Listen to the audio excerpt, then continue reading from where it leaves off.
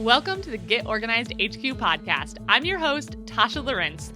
Every week, we share practical strategies for less stress and more peace as we dive into all topics life and home organization. I'm so glad you're here for this week's episode. Well, today I'm going to be sharing a few things that I do not do when decluttering. And I'm actually going to be confessing that I sometimes do not even follow my own decluttering advice. So why would I be giving decluttering advice if I don't personally follow it? Well, you'll find out later on in this episode. I'm going to dive right into one of the first things that I don't do when I'm decluttering.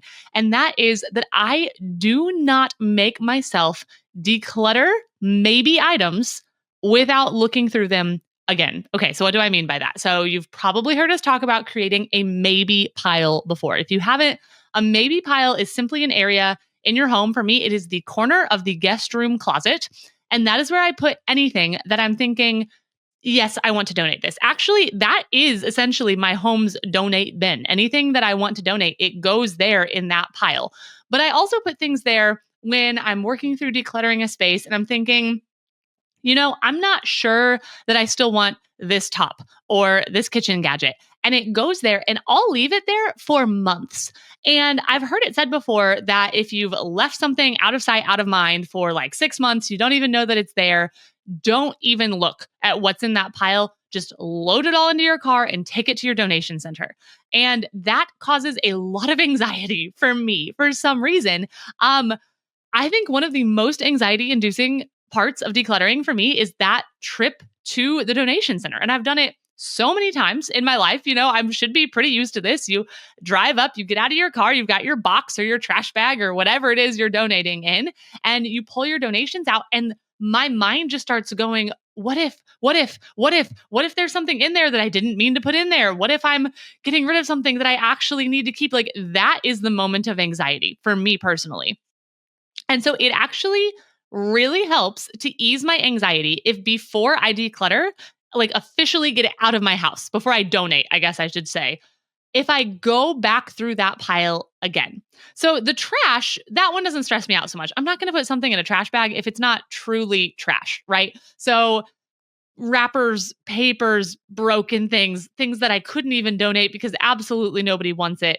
That one's easier. But the decluttered things, the donated things that could still be used, I find it gives me personally a lot of peace of mind to sit down and go through item by item. Now, I'm doing a quick pass through, okay? I am not sitting down and spending 3 hours analyzing over each thing that I've put into my maybe pile, deciding whether or not I should keep it or donate it. And here is the key.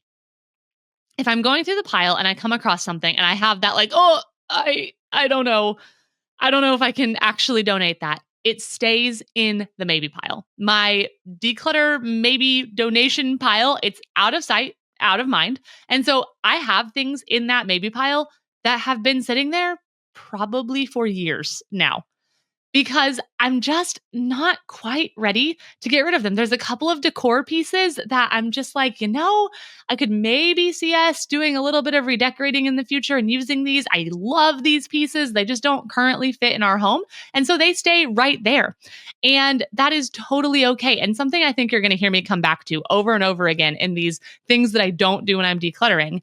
It is okay to keep things that are not necessarily essential as long as they are not overwhelming you and your space, okay? So you have to know what you personally can handle and also what your space can easily handle and manage. But if you have some things in your space that you couldn't necessarily say are definitely serving a purpose or sparking joy or something that you definitely would go out and purchase again, it's okay. If you have the space for those things in a certain spot and it's not causing you stress, it's okay to keep those things. So one of the surprising things I don't do in decluttering is I don't just blindly donate a pile of stuff. I do a quick pass through to make sure that I'm okay with what I'm donating. And it gives me so much more peace of mind. Because even when I've done that, as I'm pulling up to the donation center, I get that jolt of, oh no, what if I donate the wrong thing?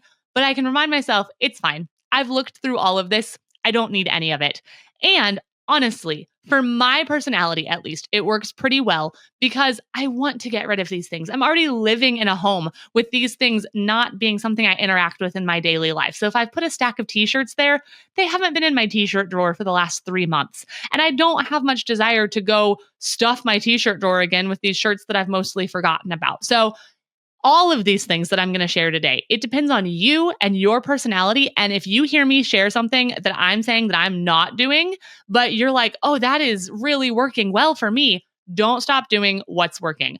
I just wanted to share a few maybe slightly unconventional ways that I personally declutter so that if you are trying all the conventional wisdom and it's not really working for you, and you've tried to take the whole box of things to the donation center and it was really hard and stressful, I don't always do it that way. And so I just wanted to share some things like that today so that you can know you are not alone. Everyone is unique in their decluttering journey and everyone's going to do it a little bit differently. And there might be conventional wisdom that works for 70, 80% of people. And it is totally okay to be in the 20 to 30% that says, that particular piece of advice doesn't really work for me in my current situation. Nobody's right or wrong. It just means that everyone is unique and different. Another thing that I don't do when I'm decluttering is I do not have a one and done mentality to decluttering.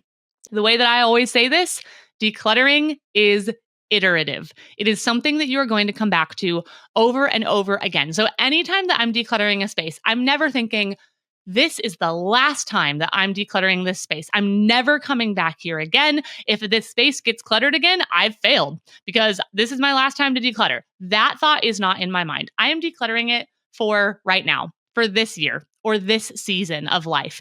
And I fully anticipate coming back and decluttering it again. Now, as you declutter more and more, sometimes you might find that you're doing fewer decluttering sessions and you have more of a decluttering lifestyle. So I don't necessarily sit down every single season and declutter my clothing. Now, sometimes I do. Sometimes when I'm switching out seasonal clothing, I will give a little bit of a harder look at each thing that I'm pulling out and decide if I want to keep it. But sometimes it's just a matter of I'm used to decluttering. I try something on, it doesn't really fit, or it has a hole, or it has a stain. It's not really working. It goes straight into that decluttering pile. And so I am not anticipating that I'm never going to declutter again when I finish this decluttering session. Here is why that's such a game changer for me. It means that I know that I'm going to be back in that space decluttering in the future. And that is actually a comfort to me. Because if I come across an item and I'm thinking, I'd like to get rid of this item, I don't think that I really need it, but I have some hesitations and I don't quite feel ready to part with it. If I know that I'm going to come back to the space, even if it's a year or 2 years later, it gives me the freedom to hold on to things that I'm not sure about. I have put things back away in my home before thinking, you know what? The next time I come through and declutter this space, I bet you that thing is going to go. And I'm okay with that. And it gives me the freedom to say, this is probably not going to stay forever, but I'm going to allow myself to stay within my comfort zone and keep some of the items that I'm not quite feeling ready to part with. And I'll be back decluttering again later. I can part with it then. Now, speaking of parting with items that you're not too sure about, I do not always perfectly declutter. And what I mean by that is there are things that I have decluttered that I have actually regretted decluttering. So, two specifics that I can think of. When my husband and I got married, on our wedding registry, we registered for a few board games. Not a ton, but just a couple. And I'm trying to even remember, I think it was called Parks. I don't think it was Trekking the National Parks. I think it was just called Parks. And I'd heard of this game. Maybe it was one of those games that had won some of those awards for really good board games. So we registered for it and we got it for our wedding. And I mean, probably a couple of years after we got married, it was like, we have this game sitting in our game closet. We've never played it. We pulled it out. Oh my. Could not for the life of us figure out how to play this game. We pulled up a video on YouTube and it was one of those, it's a very themed game. Okay. So you have a campfire that you're supposed to extinguish and that means something. But the person explaining the game on the YouTube video, they were pretty much just using all the language and talk of the game. And they're like, oh yes, I'm going to move my hiker to this location and then I'm going to extinguish my campfire. And I'm like, what does that mean? what does extinguishing a campfire actually do? I see that you have flipped over your card and now there's no fire emblem on it. And we could not figure it out. It was so frustrating. And I was like, look, I am not keeping a game that we cannot figure out how to play in our game cabinet. Like, we're never going to pull this out again because we don't have a clue how to play it. That video made no sense. I put it in the donate pile and I did. I took it to the donation center and I donated it. Well, wouldn't you know that a couple months after I donated this game, I was talking to my mom on the phone and she was like, Tasha, we learned the best game the other night. It's called Parks. And I was like, you have got to be kidding me. Because we got rid of that game because we could not figure out how to play it. And I have since played it with other people. It is a super fun game. I now understand what it means to extinguish a campfire and how to play this game. And so, yeah, I totally, in hindsight, would have kept that game. But here's the thing. Sure, I would have kept it. I really don't feel great guilt or pain over the fact that I didn't keep it. Because especially with something like a board game, you don't play board games all that often. And we have multiple friends and family members who own that game. And so my parents own the game now. I can go and hang out with my parents and we can have a game night together and play that game. I have some other friends who have that game and I can go play it with them.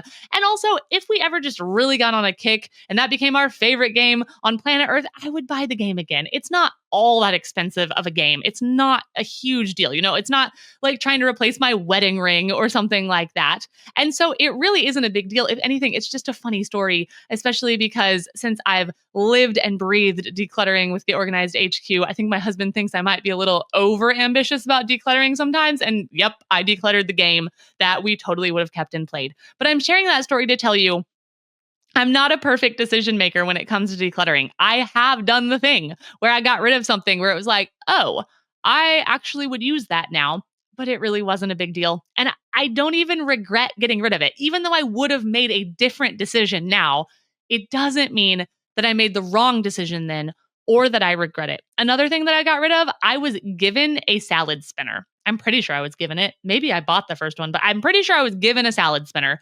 several years ago. And like, we just didn't eat that much salad. Okay. And I got rid of it because that thing is massive. Do you own a salad spinner? It takes up half the cabinet that it sits in.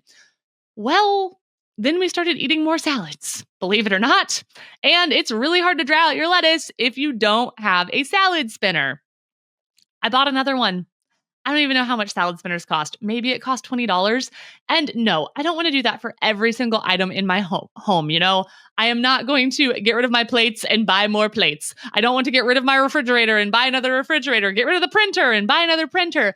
But for one item here and there that it turned out, you know, we were in a season of not using it and now we're in a season where that would be useful. Sure. In hindsight, if I'd kept the original salad spinner, we would have saved ourselves $20 and that would be great. Don't get me wrong. But it was not a huge deal or crisis that we had to buy another salad spinner. And also, if I hadn't bought it, we would have figured something out. I mean, you can do some things to partially dry off your lettuce, even if you don't have a salad spinner, right? I don't even know when salad spinners were invented, but I bet you anything they were invented after salads were being eaten. So I share those stories to say that I have made the decluttering mistakes and it is okay. And so don't become paralyzed by fear of decluttering the wrong thing because probably if you declutter enough things, yeah, there's something that you would have eventually ended up using later, but it's not as big of a deal as it feels like it's going to be in the moment when you're decluttering it. And it's going to not be the majority of the things that you declutter. 95% of what you declutter, you're not going to care.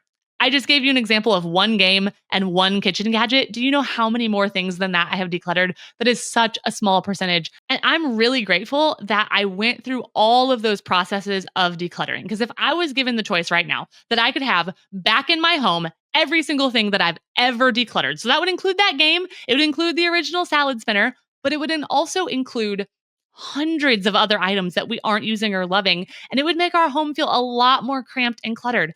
I would so much rather not have the game, have to rebuy the salad spinner, and have all of those items that I've decluttered gone. Because if you live by a what if principle, you have to keep everything. There isn't really an answer to the what if. Yep, if we get rid of something, there is a chance out there that for some reason or other, you'll want that item again. But for most of those items, you will not want it or need it again. And in the two examples I gave you, one of them we did rebuy it and one of them we didn't. And it was really totally okay. So don't let that paralyze you and keep you from donating items when you're just concerned that you might need them someday. Now, another thing I don't do when it comes to decluttering is I don't make myself donate every single item. I actually do sell some things on my Poshmark. Now, I have not been as active on Poshmark the last couple of months, but my husband, for example, he had a couple pair of Lululemon pants that we were going to declutter. Do you know how much a brand new pair of Lululemon pants is? They're like 100 and I don't know, 20, $140. Those are not cheap pants. But we were ready to declutter these pants. One of them even had a very small stain on it. And I already had a Poshmark account set up. And so I took pictures of these pants and I listed them on Poshmark. And even the one that had a stain, I don't know, I probably sold it for $20 or $30. I mean, I featured the stain in the pictures. I was like, look, this is used, it has a stain on it. But people are willing to buy those things. And so I do sell some things. I do not just take everything to a donation center. And that is one of the places where you might find me in other places encouraging people, hey, don't sell your stuff, just get it out of your home. And that is because I think that in a majority of cases, that is probably the best advice. If you don't already have a Poshmark or an eBay store or something along those lines set up, if this is brand new to you, if you haven't been selling on Facebook Marketplace, then probably it's best to just get the things out of your home because you do not want to hold on to clutter hoping that you're going to sell it someday. Also, I don't sell very many items. I have taken tons and tons of items to a donation center instead of selling them. I am pretty selective about what I choose to sell, but I do sell a few things. And so if you already have something set up where it's easy for you to sell it, or if you have something that's a little bit of a higher ticket item, when we moved into this house, there was some furniture from our apartment that we didn't need anymore. We ended up replacing our couch, and I think we had like a bar top table in our apartment. We didn't have a lot of counter space in that apartment, so we had gotten like a pretty high table. It gave me essentially more counter space, which was perfect for our apartment. It was a pretty cheap table, like $200 maybe. I don't even know. We were actually gifted it when we got married, which was really awesome. But once we came here, I have an island. I don't need a bar height table. I have a built into my house island. And so I couldn't even tell you. I probably made 30, $40 on the bar top table with two bar stools. And that was great. And it got it out of my space. Somebody came and picked it up, but it is a hassle. And it actually kind of stresses me out, Facebook Marketplace stuff, because I don't know, you just have to interact with strangers. And most of them are totally great and nice people. But for some reason, it kind of freaks me out to have to meet up with people that I don't know. And so you kind of have to weigh that for yourself. And a big thing to consider is how much can you actually get for it? And I've heard it thrown out there. I'm not sure what the number is, but that people generally overestimate the value of their stuff. Like I said, I can't remember the exact stat of like how much people overestimate their own stuff, but we look at something that we have purchased and we think, I bought that for $75. So if I sold it to someone for 60, that would be such a deal.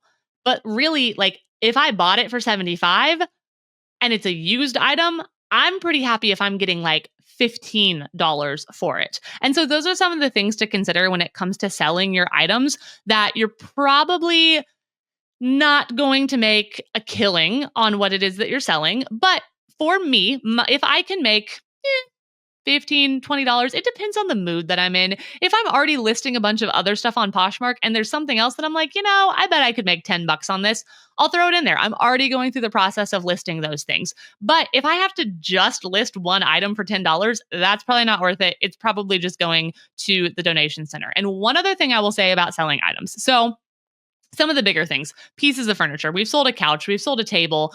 Those, they're going to have to get out of your house one way or the other, and they're kind of already there. Typically, when you're getting rid of those items, I don't know, it's just a bigger process. And so those, in general, if you can sell them, it's actually kind of a service to you because somebody comes and picks it up. But with smaller things, like clothing especially, electronics as well, I would recommend having a defined area where you're keeping the items that you're selling. I have one very small bin. I mean, it is probably a 10 by 12 by 6 to 8 or so. It's like a large shoebox essentially. And that is where I fold up and keep the things that I'm selling on Poshmark. And it can hold several things. I sometimes have 10 things listed on my Poshmark at a time, but that's all. I'm not selling every single thing that we have. I'll go through there occasionally and see if there's anything I want to take off my Poshmark because it's just not selling, but it keeps it confined. So I don't have a whole room of things that I'm waiting to sell before I can declutter them. I just have one bin holding all the things that I'm trying to sell. And so that's another area where, like we talked about at the beginning, it's okay to hold on to some things for a while as long as they're not overwhelming your space. Now, another thing I don't do when decluttering is I do not automatically get rid of everything that qualifies as a just in case item or that I was just gifted. So there are some things in my house that I probably wouldn't have purchased them myself, but they were gifted to me and I'm still holding on to them for the time being. And this really ties into that idea of this depends on your space. And when it comes to just in case items, things that you think you might use in the future, or things that you were gifted that you're like, well, I kind of feel like I should hold on to it. Like I have this very interesting blue goose figurine out by my washing machine that I was gifted from my grandma. She like really wanted me to have this goose. I think it holds some like wooden kitchen utensils in the back. Like it's an interesting thing. And she really wanted me to have this goose. And I have another memento from my grandma. So like this is not like the only thing that I have from her, but she wanted me to have this. And yeah, I've held on to it because I told her I would take it. I'm probably not going to hold on to it forever, but it's not hurting anything out there, sitting on the little shelf above my washing machine. So I hold on to some of those things. I hold on to some things that I might use in the future. I told you earlier about the decor that I have in that closet. That's a just in case item. I really do like that decor. And just in case I end up with a place to redecorate and I can use some of that decor, great. I'll be glad that I have it. But the key is not everything in your home can be kept just in case or just because it was a gift. And so honestly, it's like so many things. The true answer is moderation and balance. And moderation and balance are actually way harder to find sometimes. It would almost be easier if someone would come in and say, every single thing you've ever been gifted that you don't want, it goes. Every single thing in your house that you don't have a specific purpose for, it goes. But the truth is often in the middle. And so moderation, saying, can my space support the number of items that are in it? If not, then we may need to let go of a few more gifts. We may need to let go of a few more just in case items. But I don't get rid of every single thing that isn't immediately serving a purpose. Now, another thing that I don't do, this is actually a place that I don't skip when decluttering. And I think this place is pretty often overlooked. We do lots of kitchen decluttering, right?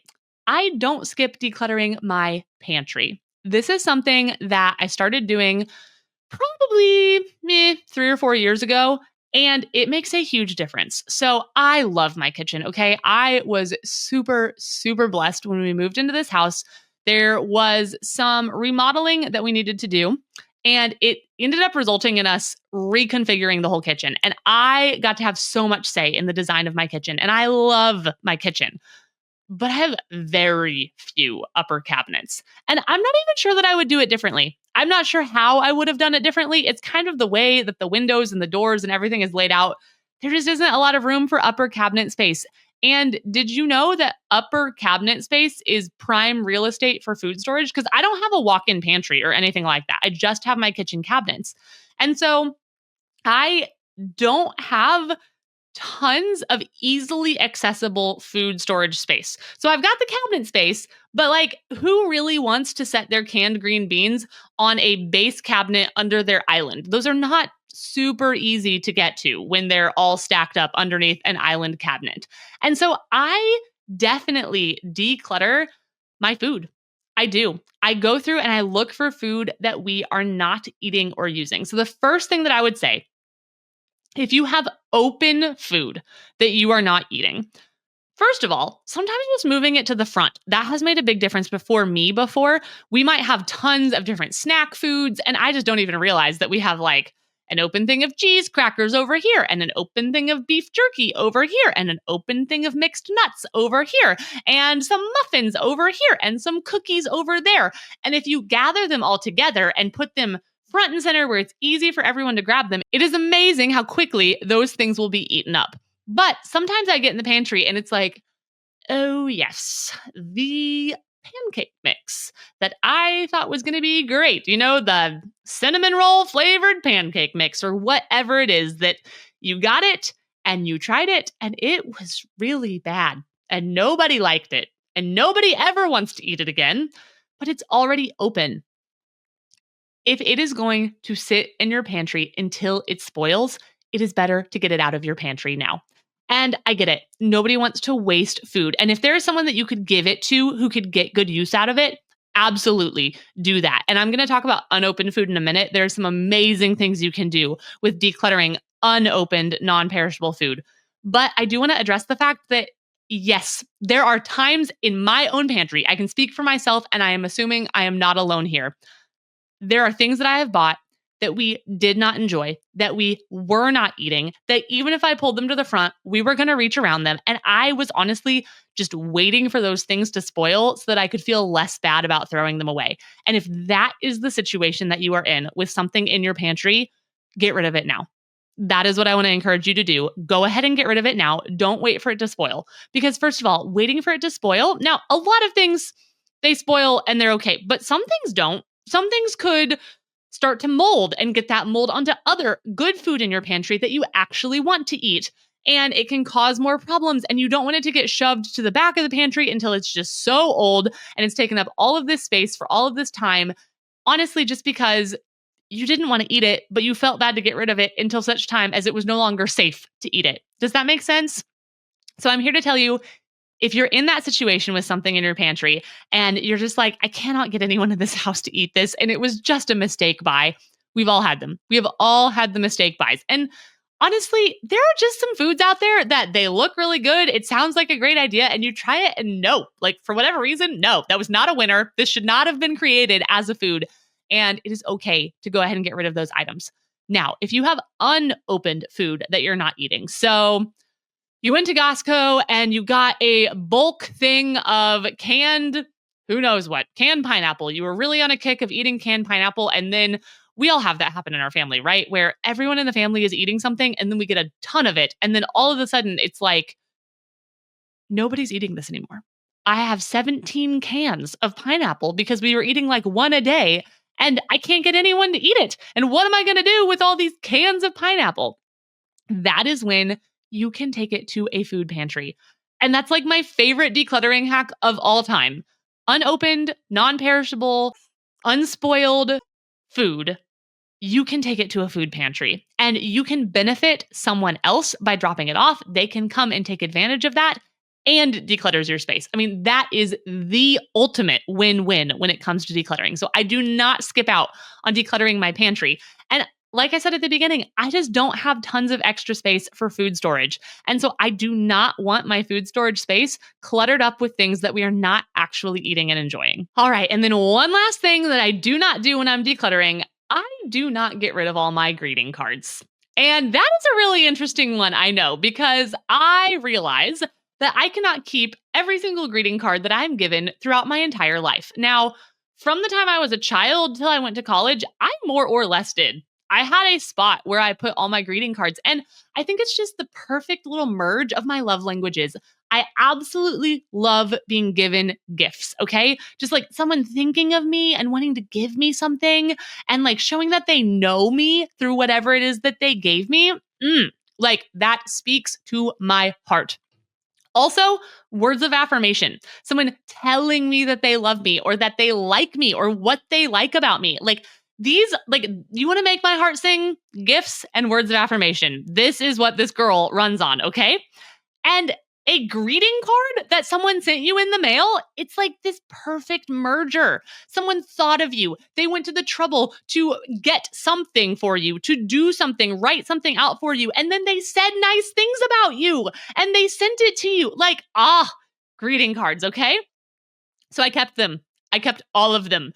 And I actually would look through them sometimes. So you have the classic example of someone who keeps every greeting card and they've never looked at them. No. I looked at my greeting cards. Like this would be an activity. I would sit down for like 30 minutes and I had these little folders and I wouldn't only keep greeting cards. I would keep various little mementos. Do you remember when Disney did paper fast passes? So you would go and you would like put your ticket into the machine. It would spit out some paper fast pass that you could hold. Somehow we ended up with an extra one sometime that we didn't use. And that was a really fun trip. And I held on to that paper fast pass because, it reminded me of that trip. I would hold on to like various things that I made or did. You want to know one of the weirdest things that I held on to? I was so excited. My sister, when she started dating the man that she's now married to, but they were very first dating, their first date, I think they like went on a picnic or somewhere. Okay. Like, isn't that cute? They like packed a little picnic lunch. Well, I was like super excited that she was dating this guy and really excited for her. And I'm a lot younger than my sister, by the way. And I took one of the mayo packets that they had put in their picnic lunch that like they came back from their picnic, what they hadn't eaten. I took one of the mayonnaise packets and I think I like put a post-it note or something on it that was like mayonnaise packet from my sister's first date. My mom found it like a couple weeks ago. This sister is married with 2 children now and all of this. Okay. Like this is an old man, but like these are the kinds of things I would collect. Okay. And I would put them in this special spot and I would love to go through them and be like, oh, yes, the mayonnaise packet from my sister's first date. Okay, so I have become a little bit more reasonable, I think, in my old age, I guess I would say. And I have not saved any mayonnaise packets recently, but I have not made myself get rid of all of those greeting cards. This is the kind of thing that makes me super happy. I actually have a bulletin board up above my desk and it ebbs and flows what's on it, but I love seeing notes and cards from my friends up on that. I love seeing little things that remind me of times that I've gone on a vacation and had a really good time, or just things that make me happy. And so you would probably call the bulletin board over my desk cluttered at times. Like it can be an explosion of all of these different little cards and notes and mementos, but it really, truly brings me joy. And so this all comes full circle back to that whole idea of making sure you're not overrun. And also allowing yourself to get rid of some of those things. So a few years ago, I sat down and went through those greeting cards. And you know what? There were some greeting cards that I was like, oh, I'm never getting rid of this. This is from a really special person or a really special time in my life, or what they said was so touching to me. Like, I want this one. But I probably had 18 birthday cards from my grandparents, and they all said, love grandma and grandpa, love grandma and grandpa, love grandma and grandpa, happy birthday, love grandma and grandpa. I didn't need every birthday card that they'd ever sent me. So I may have kept one or two. I enjoy having something in their handwriting to remember them by, but I don't need 17 things in their handwriting to remember them by, especially when the handwriting says the exact same thing every single year. And so allowing myself to go through and sort out. I think what I had to do is I had to not view every single thing that I was given in the exact same category and holding the exact same weight, because greeting cards and mementos were important to me, but not all of my mementos were equally important to me. And so I did sort them out and weed them out. I did it eventually with my wedding cards. For a long time, I kept every card we were given for our wedding. They were important to me. It was a special time. How could I get rid of any of the wedding cards? But I went through eventually and I looked at them. And once again, some of them that just said, love your aunt and uncle, love Jim and Sue. They didn't say anything. And it wasn't someone that I felt like I needed to keep something that was in their handwriting. And I got rid of those. And I have a stack that I kept. And some of them probably don't say a whole lot more than love grandma and grandpa, but I want to remember they were at the wedding and I want to have something in their handwriting. And so I keep that one, but I didn't keep the other one that wasn't super duper important to me. But I do not make myself get rid of all those. I think that's like a classic thing that people define as clutter, and it could be something else for you. So for me, it's greeting cards and mementos, but there might be something that you've heard other people say, oh, everyone needs to get rid of clothes that don't currently fit them, or games they aren't currently playing, or craft supplies for hobbies that they don't currently do. And maybe that's just not the way that it works for you and your brain, and that's okay. And if your space has the capacity to support that, it is okay to break the rules. You don't have to follow every decluttering rule that is out there. So I want to reiterate what I said at the beginning. If some of these things that I'm sharing, you're like, oh man, I could not imagine not doing that when I'm decluttering. Do what is working for you. But if you're trying to follow the conventional wisdom out there and you're thinking, man, I really think it would work better if I tried it this other way, then try it because you know you best. And everyone who's out there, myself included, giving advice and tips and tricks on decluttering, they can't know your specific situation. And so take what you can, take the principles underneath what you're hearing and what you're learning and apply them, but also trust yourself. Trust that you know yourself and you know what is going to work best for you and that you can totally give things a try and see what works for you. And you might come up with your own unique decluttering method, and you might even share that someday and help someone else. And so, thanks so much for tuning into this episode of the Get Organized HQ podcast. I hope you've taken away something that can help you on your decluttering journey and inspire and empower you to declutter more so that you can live a life of less stress and more peace. I will see you next time.